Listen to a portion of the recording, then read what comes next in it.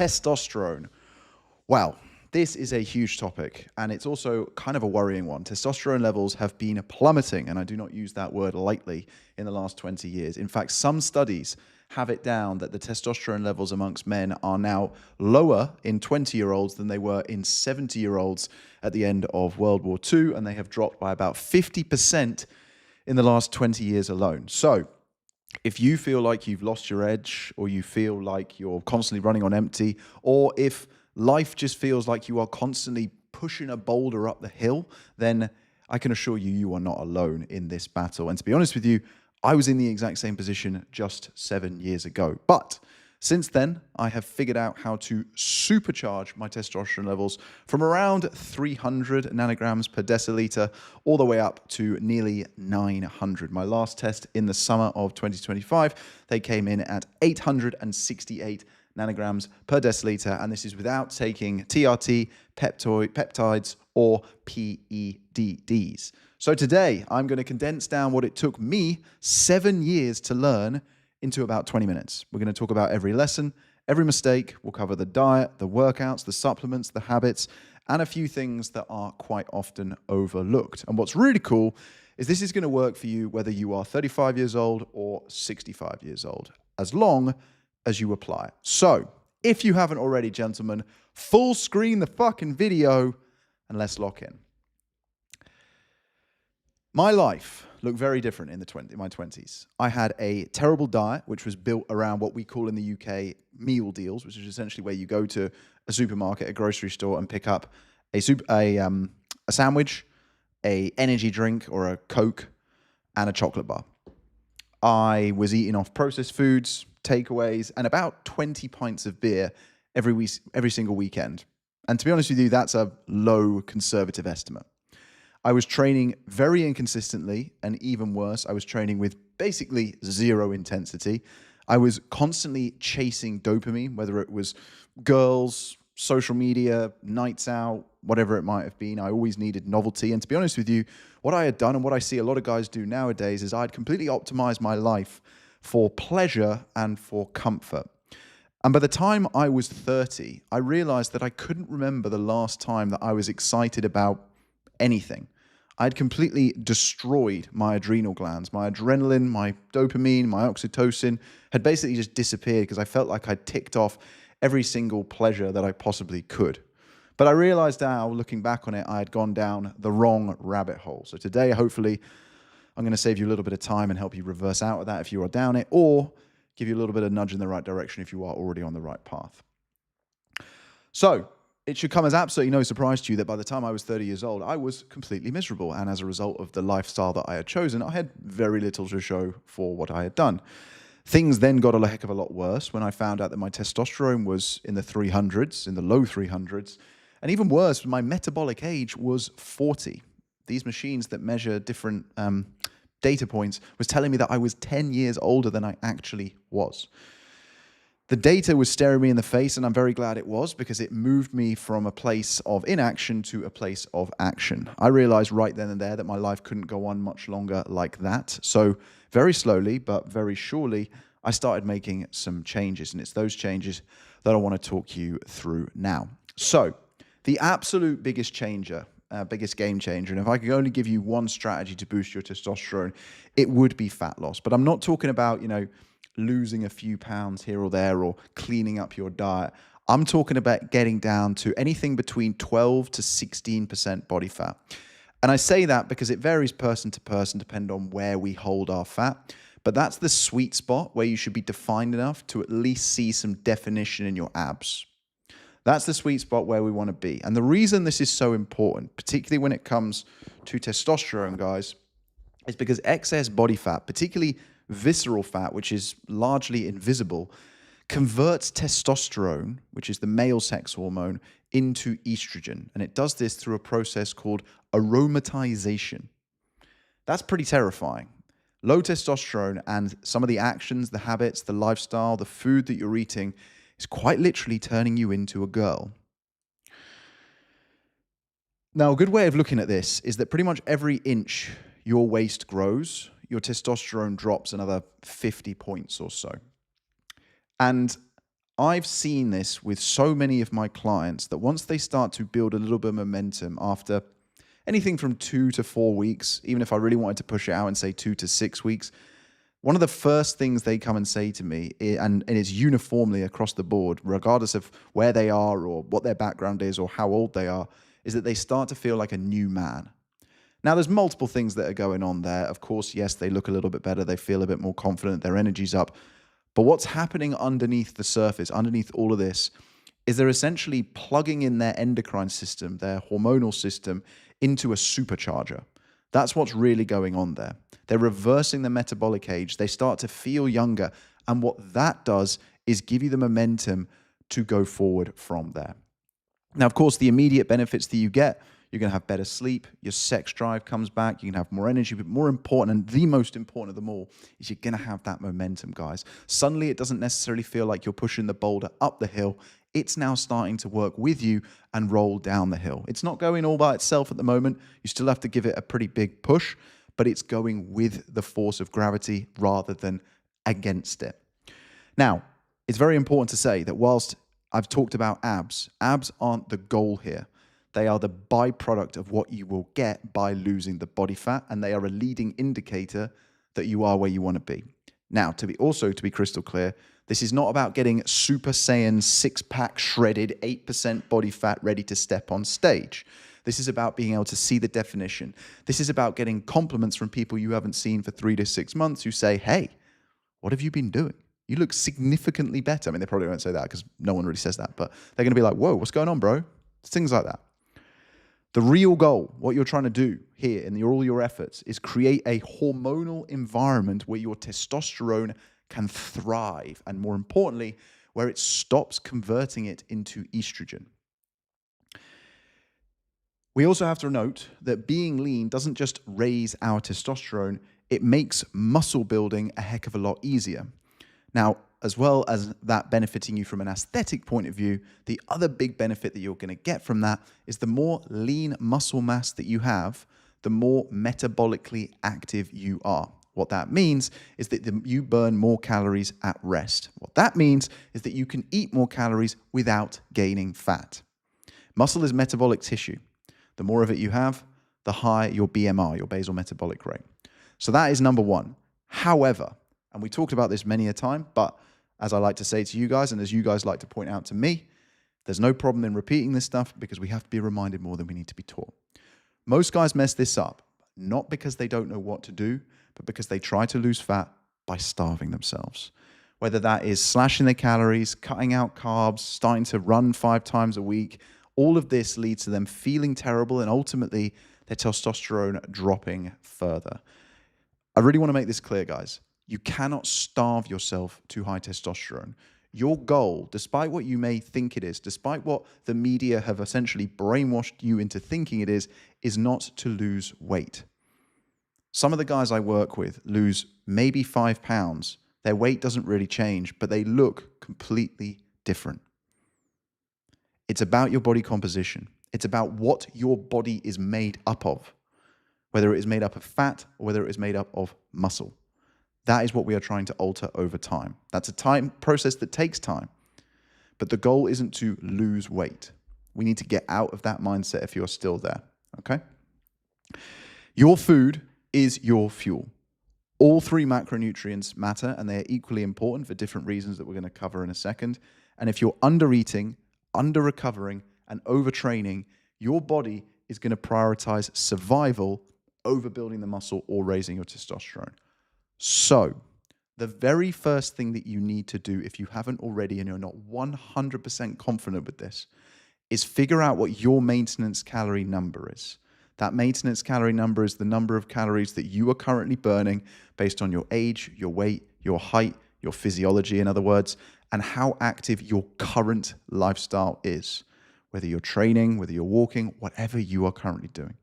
Then you want to pick a sustainable calorie deficit. Now, I recommend aiming for about 500 calorie deficit. The reason being is that means that you're going to lose about 1 pound of fat per week. The weight may fluctuate, but if you stick to a 500 calorie deficit per day, that adds up to a 3,500 calorie deficit per week, which is how many calories are in 1 pound of fat.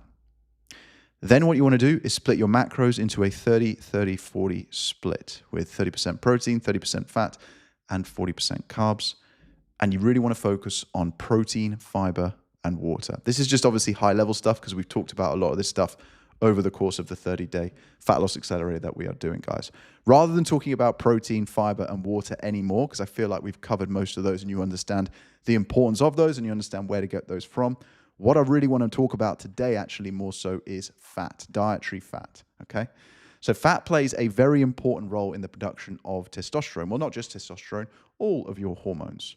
The other thing we want to look at is foods that have got specific antioxidants in them. And that is because antioxidants lower cortisol, and cortisol is the enemy of testosterone. Cortisol and testosterone have what we call an inverted relationship. In other words, when stress is high, it's very hard, if not impossible, for your testosterone to be high as well. So they work on a seesaw. If you lower your cortisol, your testosterone goes up. If your cortisol goes up, your testosterone is going to come down. So from a dietary perspective, again, it's sticking to the principles that we've talked about before, but some specific stuff that you can eat which can help you with this are eggs, beef, salmon, Brazil nuts and almonds, and pomegranate. Now, that's obviously not all you are going to eat, but they need to be staples within your diet on a weekly basis. The other hard rule that you need to stick to is not going low carb. I cannot emphasize this enough. We've talked about it before. We're going to talk about it again. Carbs get a very bad rep because of their link to sugar. Well, they are sugar. That's exactly what carbohydrates are. But as we've talked about before, carbohydrates are unquestionably your body and your brain's preferred source of fuel. Your body and your brain want to run on glucose, not ketones. They can run on ketones, but that is a backup fuel source that they will use when they have to, when you are starving your body of glucose. You also have to remember that if you are not naturally producing glucose, your liver will produce it for you.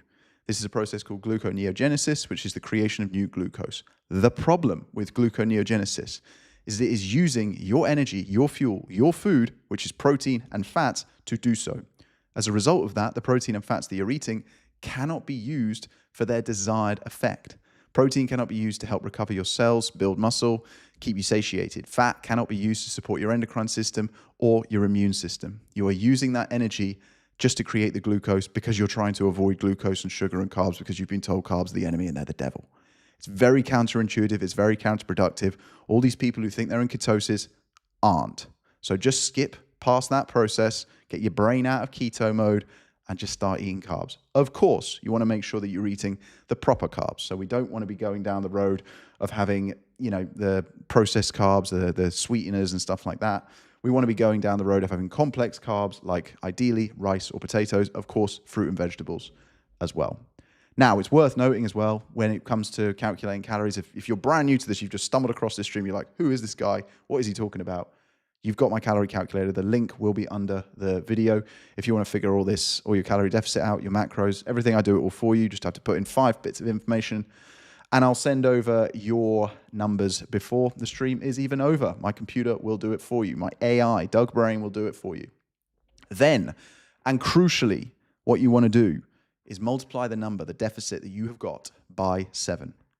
This makes your nutrition far more flexible, guys. You can have high calorie days, and it means that they are not seen as a failure. It avoids the whole diet starts Monday effect, and it stops you from having the weekend binges, which tends to be the time when everything falls apart. Now, the way I have done this in the past, and the way a lot of my clients do this, is they front load their deficit. That means Monday to Thursday, when motivation is higher and the social calendar tends to be a little bit lighter, they will go heavier on their deficit. So they will create a bigger calorie deficit. And that then leaves them space and flexibility and freedom to have more calories at the back end of the week and over the weekend when they're more tired, when they're more stressed, and when they want to go out with their friends or with their partner or whoever else it may be. So you're looking at your calories through a weekly perspective. You're treating them like a budget, just like you would your finances, and you're not being overly restrictive day to day. You're looking at it through the perspective of the whole week now, guys. I have been live 27 days in a row, and in every single one of those days, I've told you guys to start tracking your calories. I'm sorry, but if you're not doing it by now, you don't deserve the results. So you are exactly where you are supposed to be. If you don't like it, change something. And that is the first place you need to start, guys. I cannot put it plainer or simpler than that. If you want to go away and listen to some guy telling you about ketosis, insulin, fasting, that is absolutely your prerogative. And I wish you the best of luck, and I'll probably see you again in 6 months' time. However, if you don't want to waste time, if you don't want to waste your brain load, if you actually want to get results, and if you want to save just a lot of mental calories, then I strongly advise you keep listening. The thing is, as well, we just want to stick to principles. Remember, the goal over time, I was thinking about this today, how can I synthesize this down into one sentence? And this is what I came up with. Your goal is to create a calorie-controlled diet made up of real food and simple meals that you enjoy, which help you hit your goals. In one sentence, that is the diet that you want to be on. You want to build a roster of meals that tick all of the boxes, whether they're quick and simple, enjoyable, hit your macros, they're made of whole, nutrient-dense, single food ingredients, and they're calorie-controlled. That is not fasting, that is not cutting out carbs, that is not eating bland food, and that is not skipping meals. These are all short-term tactics that most of the time will lead to failure. Do they work for some people? Yeah. UFC athletes. Did you see that guy over the weekend who was literally walking off the scales and just collapsed face first? That's what happens when you go a bit mental on your fasting and your weight loss. If you're serious about boosting your test, guys, if you're serious about this, the only real two things you need to restrict are the booze and the trans fat. So stuff that's in the junk food, stuff that's in the cookies, in the pastries, and in the biscuits as well. If not, fill your boots, but don't go moaning that you feel bad if you keep drinking and if you keep eating the crap. If you do the crime, you have to do the time. You're not special. You're the same as everybody else. And that's the part of the deal. So that's everything on food. Okay, that was a whistle-stop tour. If you weren't able to take notes on that, I recommend you go back and watch the video tomorrow, because there's no way you're going to be able to absorb all of this information in one go. I wouldn't expect you to. This is 7 years of information in what I'm trying to compose into about 20 minutes. It's going to be hard. Next up, we want to talk about stress, sleep, and habits. Okay, so as we talked about before, even with good eating, even with great training, if your stress is high, if your sleep is bad, your testosterone is going to be in the floor. Your anabolic hormones, so testosterone and human growth hormone, HGH, as you might have heard of it before, they are both released during your sleep. Sleep also helps to reset your hunger hormones, which leads to better cravings, or less cravings, I suppose you should say. So the contrast is very much, if you've had a bad night's sleep, and we've all been here, you're going to have caffeine cravings, sugar cravings. Your dopamine's going to be out of control. You're just going to be scrolling on your phone. You're not even sure why you're doing it. Versus if you have a good sleep, you're calmer, you're sharper, you've got lower cravings, you're communicating better, you're making better decisions, and you're more driven. You actually look forward to challenges and doing hard things. Of course, we've talked about the 3-2-1 rule. I actually spoke about this with a new client of mine called Gary today, and I said to him what I'll say to you guys now. I've actually kind of changed this a little bit in my own life, but it's only been in the last couple of days, so it's very raw. I'm now using the 3-3-1 rule. So I am stopping drinking, where's my water today, as soon as I finish eating. So as soon as I finish up this live, I will cook my dinner. I'll be done with dinner about 7:15. And then I will stop drinking and I won't have any more. I've been doing this the last few nights, and the time I've spent awake has gone down every single night, to the point where last night I was only awake for a combined total of 3 minutes. And I don't remember being awake for those 3 minutes. They were like kind of just little spikes where you wake up, but you don't really remember it. I didn't get up to go to the toilet or anything like that. So 3-3-1 rule, 3-2-1 rule, do what you can do, but that's very important. So you're stopping eating 3 hours before, you're stopping drinking 2-3 hours before, and you're trying to get off of social media and emails 1 hour before. You're trying to remove the dopamine, essentially. Dim the lights. Make sure your sleep environment's in a solid place where it's cold, dark, quiet, and you can use earplugs, fans, air cons, sleep masks, blackout curtains, blinds, shutters, all these things to your advantage. Invest in a good bed, mattress, pillows, even a weighted blanket is something I've got over here. Absolutely fantastic, really game changer. You want to almost feel like you're a bit pinned to the bed. Very powerful. And of course, last but not least, set a bedtime alarm. Make sure you're consistently trying to go to bed within a 30-minute window each night of the week. And what I would say above everything, regardless of your sleep and which of those tidbits you want to take and put into action, if you're not already doing all of them, is focus on the quality, not the quantity. In my personal opinion, 7 hours of high quality sleep is far better than bad hours of sleep.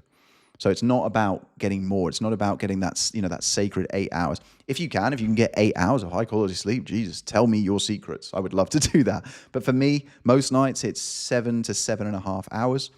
And for the most part, I wake up feeling pretty refreshed and ready to go. And I know a lot of this stuff around the sleep feels very boring at first, for lack of a better word. But testosterone is really built on the basics. It's built on a healthy lifestyle. And what's kind of crazy is that after 10 days to 2 weeks, I would say, maybe 3 weeks actually, because I did say to one of my friends the other day, it tends to be around day 21 that you really feel the benefits of no booze and really good rest and sleep and stuff like that. And he actually said to me, you were bang on day 21. Now, maybe I planted that thought in his head. I don't know. For me, it tends to be about 14 days. It varies person to person. You start to see and, more importantly, feel the benefits of all of this stuff. And so as a result, you no longer see it as a chore. You don't see it as something you feel like you need to do. You actually want to do it. You look forward to doing it. Like me doing all of this stuff that I do in the evening, dimming the lights, eating early, not drinking water, having a bedtime alarm, putting my phone on airplane mode, going to bed early, even I don't think 10 p.m. is that early. I look forward to that. I look forward to reducing the stress on my central nervous system, on my endocrine system in the evening. And I think that's because I feel the benefits of it. So push through the first couple of weeks, and I promise you, you'll never look back. So that's sleep, and that's obviously correlated very closely to stress as well. Then we get into 5 quick habits that I'm just going to run you through. So first one is sunlight. I call this free steroids. As I said to you before, when I moved to Marbella, within 3 months, people were basically saying to me, what are you taking? And I wasn't taking anything, and I never have to this day. But my body changed so much in a time when, to be honest with you, I was living a less healthy lifestyle because the sun is so powerful. Even dermatologists are now starting to change their tune on this. So you heard it here first. More is better, essentially. Even Huberman talked about this the other day. He actually liked my comment or whatever I said on his thing and reposted it or something like that. He's all in on it. I'm all in on it. Get as much sunlight as you can. Trust me, it will change your life. If you can't, I appreciate it's like minus 30 across the US at the moment, and it's probably no better in the UK. It's terrible here, and I'm 20 miles away from Africa. It's tough in the winter. Of course, we do what we can with what we've got. You can supplement with vitamin D, and on the days when the sun does come out, make the most of it, guys. Like, make time in your day to make the most of it, and I promise you everything will improve. Not only does it give you a nice tan, but it also spikes your morning cortisol, which is when you want it to be high. It sets your melatonin timing later, which is your sleep hormone, essentially. And I think the most powerful thing is it anchors your circadian rhythm. Okay, so this is the internal clock we all have within our body that tells us when to wake up and when to go to bed.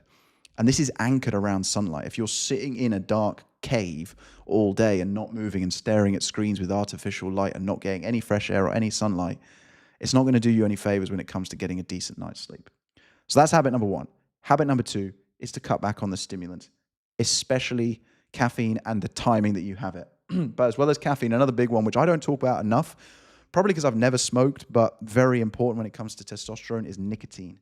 Both of these are going to affect your cortisol, your stress hormone, in the long term. They can have chronic effects on the levels of your cortisol, essentially. So the way I would look at this is to stop trading short-term dopamine for long-term hormonal health, okay? Don't need to say too much about that one. Cut it back as much as you can. No caffeine after midday. You've heard me talk about this before. Number 3, social interactions, and particularly in competitive environments. I was talking to one of my clients, Simon, about this yesterday. He said that he had signed up to play squash once a month with one of his friends and asking advice about whether he should drop a workout or what he should do. And I said, no, absolutely keep your workouts. Love the fact that you're adding squash in. Make it competitive. Make it with a friend. It's not just help building para bonding with your friends, but it's also actually raising both of your testosterone levels. And all you need to do when you add in sporting activity is just raise your calories to match the expenditure of the exercise. That's all you need to do. If you're doing it first thing in the morning where it's an explosive sport like squash, you're running around, you obviously don't want to eat just before that. So fuel up the night before. If you're playing it later in the day or in the evening, then you can eat throughout that day. You don't need to overcomplicate it. But yes, sport or just spending time in competitive environments, again, just what we've talked about multiple times before, guys, spending time with guys who are ahead of you, where you want to be, have achieved things you want to achieve. It will change your framing. It will change your thought process. It will quite literally shift your paradigm of what you think is possible. If you spend your time around people who are negative, who are constantly telling you that they're poor, who are constantly telling you that they can't do anything about their weight, who are constantly sitting on the sofa complaining, being negative, doing nothing, you will regress to the mean. Just remember that. Regress to the mean, regress to the mean, regress to the mean. That's not what you want to do. You want to elevate yourself up. So get around high performers. If you don't know any, cut yourself off for a little bit and just literally as much time of the day as you can, listen to podcasts with people who have achieved what you want to achieve or who are 10 steps ahead of you. Okay? There's plenty out there. You know where they are. I promise you, it will change your life because it will start to shift your paradigm of what you think is possible. That's very important. Number 4, cold exposure. Again, spoke about it last night. Whether it's cold showers in the morning or ice baths as and when you can. I now do 45-second cold shower every single morning, whether it is a Monday or a Thursday, whether it's New Year's Eve, whether it's Christmas Day, whether it's my birthday, whether it's my dog's sisters, tennis partners, uncles, tangerines, wives, whatever. I just do them every single day. What, every single day? Yes, every single day. 365 days a year. It's 45 seconds. Grow up. You can do it. If you can't do that, or if you want to take it to the next level, ice baths, I do them 4 times a week, Monday, Wednesday, Friday, and Saturday. For that, I will tend to do 2 rounds of 1 minute, interspersed with sauna as well, which I will do for about 10 minutes. So what that looks like is 10-minute sauna, 1-minute ice bath, 10-minute sauna, 1-minute ice bath, done. It's a 22-minute protocol that I will do after my gym sessions on those days, if your gym has access to one. If not, join a better gym, because they all do, and they are fantastic and well worth doing. Whether you do, however your cold exposure works, whether it is cold showers, whether it is full ice baths, these are going to do 3 things. First and foremost, they are going to jolt your system and wake you up and get you moving.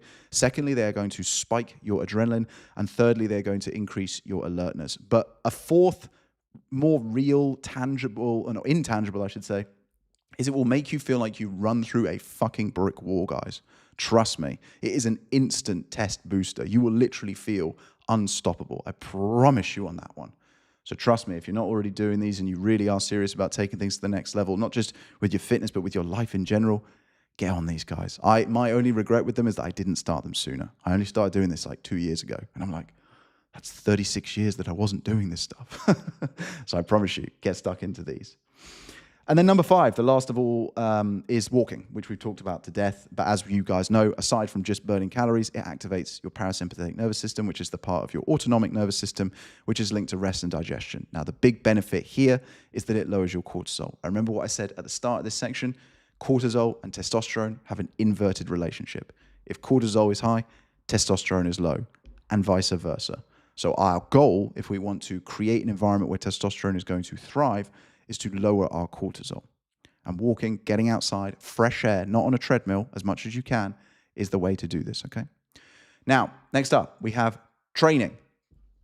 I tried to do this in 20 minutes. I can't. It's 30 minutes and I'm still going about halfway through. Training, as we talked about, I'm going to breeze through this bit because we've talked about this a lot. First up, we want to prioritize resistance training and lifting weights, and we want to ditch long, steady state cardio. Essentially, what you want to be looking for is the minimal effective dose, because you don't want to be training too hard, because if you do, you'll fry your central nervous system and your endocrine system. And even though it might feel at the time like you're boosting your testosterone because you're training 6 days a week, I can absolutely assure you, you are not. 3 to 4 sessions a week, 45 to 60 minutes, focused on the compound movements. That's going to be less than 3% of your entire week. Everybody can do that. Everyone can make time for it.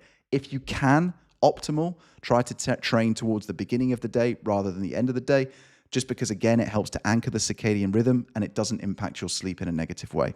But I appreciate that's not possible for everybody. However, really assess whether it is possible for you or not. And if it is, or if it isn't, make sure that's not a limiting belief that's holding you back. It's actually not possible. So for example, if you say, yeah, but I start work at 8 a.m., great. And get up at 5. Like if you start work at 6 a.m., of course, it's not possible. You'd have to get up at 3 a.m. I understand that. But if you start work at 9 or whatever it might be, or you're tired or you're not a morning person, grow up. Get it done in the morning. Focus on compound moves. This is important for 2 reasons. One is there is science and literature to support that some of the bigger moves, particularly the ones that work your legs, so hip thrusts and squats, can actually boost your testosterone in the short and in the long term. Secondly, as well, of course, because the bigger the muscle, the more oxygen it requires to contract. And if the more oxygen your muscle requires, that means the harder that your heart and your lungs are going to have to work to pump that oxygen in the blood to the muscle to get it working. The harder the heart has to work and the lungs have to work, the more calories that you are going to burn. And this is why we want to focus on compound movements. And of course, you get the aesthetic benefits that you're working on the biggest muscles. You're going to see the biggest bang for your buck in terms of return on investment, in terms of how your body transforms over time. And of course, progressive overload. We've talked about that a lot. And the last thing to say about this is plyometrics and sprints towards the end of your workout. So again, these have been shown to increase testosterone, but only in the short term. So I don't do these. I use sauna and ice instead. So you can kind of intermix whatever you want to do. You can do both if you wanted to, but don't try and destroy yourself. The goal is to find the sweet spot where you are making progress without absolutely obliterating yourself. Okay, remember, cortisol, testosterone, inverted relationship.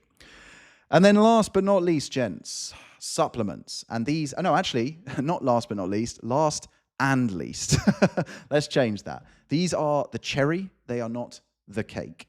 They supplement a healthy lifestyle, a healthy diet. They are not the shortcut. I really cannot emphasize enough. I already know, it blows my mind, but I already know there's going to be a portion of people who are watching this video who are going to skip the cold showers, who aren't going to train properly or hard. They're going to keep doing cardio. They're not going to track their calories. They're going to cut their carbs anyway, but they're going to take their supplements. If you're only taking the pills, it's going to give you about 1% of the results. But if you build the foundations, then add the supplements, your results are going to become exponential, guys. If you skip the basics, you might as well just burn dollar bills, I can assure you. So the 5 supplements, we've talked about these before, and if you missed that video, there is a specific video where we talked about supplementation where I go into detail about all of these, so I'm just going to cover them very quickly. Number 1 is creatine monohydrate, 5 to 10 grams per day. Number 2 is vitamin D, 4 to 8,000 IUs per day. Number 3 is omega-3s, which reduce inflammation, which is very important because less inflammation equals less cortisol and equals better endocrine function. You want to be aiming here for about 2 grams of EPA and DHA combined here, not 2 grams of total fish oils. You want to be making sure the EPA and DHA is there. Magnesium, L-threonate, and glycine for your sleep. Glycine I have not taken before. I have ordered it. It is coming, so I'll tell you the results when I start taking that. And Tonka Ali, which is very good for your libido, your mood, and your energy. When I say your mood, by the way, I don't mean you're going to be walking around like one of the village people. I mean that you're going to be a little bit like, let's go. Like you're going to be fired up. It's not anger. It's just drive. You just feel like ready. You know what I'm saying? So definitely one I would say. Whew. I wish I knew how many words I'd just spoken in 34 minutes. That was a lot. My throat hurts a little bit. That's the full playbook, guys. Everything I just said there has taken me 7 years to put together. At this stage in my life, my testosterone should be going down and it's going up. I'm going to get another test done probably at the end of March. I don't want to get it done in the middle of the summer because, to be honest with you, that's kind of cheating. I live in southern Spain. Like, it will be higher if I get it done in the summer because of the sunshine. I want to do it like at the end of March when I've had a little bit of sun, but I kind of want to get like a baseline winter testosterone measure. I would bet a lot of money that it's going to be higher than it was last summer in the UK. I reckon what I'd love to do is hit 1,000 nanograms per deciliter at the age of 38. That's pretty rare. So the point is this works, but it only works if you implement everything I've just said and you do it consistently. That is the only way. That's the only promise I can give you. I am literally living by everything that I've just shared. Everything I have just said, I am doing. Everything. I'm not gatekeeping anything. I've not skipped anything. Everything is there. That is the full playbook and full thing. One thing I would encourage you to do, though, maybe not necessarily before you start any of this, because I want you guys to get started on it regardless, because it's healthy practice for everybody. Get tested, guys. Get tested. Get a blood test. See what your testosterone levels are. Just some quick things about a testosterone test, because a lot of doctors won't tell you this. When you get testosterone tested, you want to be fasted for you basically don't want to eat in the morning before you get it done. You don't have to have a 24-hour fast. Just don't eat on the day of having it, and try to get it done as early as you can in the day. Ideally before 9 a.m. So if you can book it in before work, fantastic. Now, a good doctor will tell you this and they'll advise all of this. A bad doctor won't. I've had friends who've come up with misreadings and they've told me, and I've said, when did you get it done? Did you eat before? And they said, oh, I got it done at like 6 p.m. on a Monday after I'd had a 48-hour bender and I'd eaten all day and I'd slept like crap. Like, well, okay, that's not a true reading. Get it done, ideally maybe midweek when you've had a decent night's sleep, or you've at least followed the protocol to get a good night's sleep. You've had a good meal the night before. You've not eaten crap.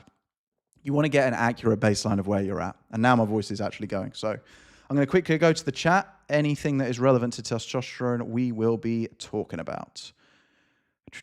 Who is here? Paul's here. Charlie's here. Phil's here. Kevin's here. Russ is here. Montana's in the house. Brian's here. Josh is here. Where are we? Gary's here. Chris is in the house. Listen, Supermare. Yo, hello. Scott's here. Bogdan's in the house. Awesome. Last tested December 2024. Levels were at 653, 40 years old. Awesome, Paul. Love that, man. That's awesome. Can you get tested on the NHS? I wouldn't bother. We'd probably have to wait a few months. A decent testosterone test is going to maybe be £100. I'm down from a 36-inch waist to a 30-inch waist, and I went from slow lethargy to feeling like I could run through a brick wall and wrestle a grizzly bear. Love it. Nice one, man. Well done. I literally had blood drawn yesterday to check my test. Wicked. Let us know when you get those back, my man. What service do you use to get your levels tested? It depends on the country I'm in. In the UK, I was using one called Bluecrest. I did actually have an affiliate link with those guys. I can try and pull it out if you're interested. Actually, I tell you what, if anyone's in the UK and they do actually want that, I can get you a 10% discount on that. If not, I don't really care. I wouldn't know any in the US. I think there's one called, I keep seeing it plugged everywhere, Function. Don't know if they're good. I see them plugged in the US quite a lot. Honestly though, guys, like it's pretty easy. You can just literally it's becoming a huge thing now. So yeah, not far. Paul just requested a referral from my doctor to have an updated panel done. Thanks for the reminder. Awesome. Love that, man. Brilliant. Just asked my doctor during our checkup. Wicked. Brilliant. That's awesome. Did the same. Had to buy all new clothes. Yeah, 100%. Love the wind down routine now after doing it for a few months. Yeah, love that, man. Well done, Brian. That's brilliant. Matthew in the house from Sydney, Australia. Loving that. Hopefully you're absorbing as much vitamin D as you possibly can, man. Midsummer over there. My parents lived in Melbourne for a couple of years. Damn, it's beautiful over there in the summer, man. Low T might explain, well, I've lost interest in everything. Yep, 100%, brother. Well, you've got the full protocol now, boys. The full protocol. I would recommend that you watch this video back. It will be uploaded in the next couple of hours when YouTube does its thing. This isn't something that you can possibly absorb in one sitting. It's 38 minutes, and I literally did a 30-second intro, and I didn't look at the comments. And it was just me just going like a machine gun there. There's a really cool tool that you can download if you guys haven't already used it. And I want to say it's called GLASP, GLASP. So this is a YouTube extension. And what you can do is you can open up any video and it'll just sit above your recommended on the right-hand side. And you can get the transcripts of videos. And then what I do is there's a copy button. I copy that into ChatGPT or whichever AI model you're using. And I say, please remove the timestamps. It's really annoying. It gives you timestamps. Please remove the timestamps and give me a detailed summary of this video. And that should essentially, in bullet point format. So you could literally type that out. Please give me a detailed summary of this video in bullet point format. Do not skip anything because it has a tendency to skip things, and remove the timestamps. And it will give you, should, theoretically, a step-by-step guide of exactly what you need to do. Do that, and you're on the right track, boys. Cool. If we don't have any more questions, I'm going to wrap things up, and I'm going to start my wind-down routine because I've got lights in my face, some fucking dopamine's up here, adrenaline. I need to get all this down. I need to start settling down for the evening. I got a 95 sleep score last night, which was pretty good. I want to repeat that. Rest day for me from the gym tomorrow, so I'll go and do sauna and ice in the morning. And then we crack on. We go again, boys. We go again. This morning I woke up and I felt like oh, today's going to be a long day. I was in a negative mindset, got in my cold shower, did my thing, trusted the process, did the habits. And by lunchtime, I felt pretty good. And honestly, jumping on today, I was excited. I was looking forward to delivering this topic to you guys because this is something I feel very passionately about. This is something that has quite literally changed my life. So hopefully that was useful, guys. That was a big dump. I just took a huge dump on you. Hopefully it was useful. Hopefully you appreciate it. And yeah, we're wrapping up. We're wrapping up in the next couple of days, boys. So hopefully everybody's got a plan in place of what we can do, what you can do beyond. If not, make sure you're on the waiting list for my program, guys. I'm going to be opening a couple of spots at the end of this week. They're going to open and shut in the week over the weekend. There's no time for ums and ahs and dwelling. If you're in, you're in. If you're not, you're not. And I'll be honest with you, the price is probably going to go up again after these 5 spots are gone. So if you're interested, the waiting list is in the link under the description under the video. I'd love to see you in there. I'll see you tomorrow.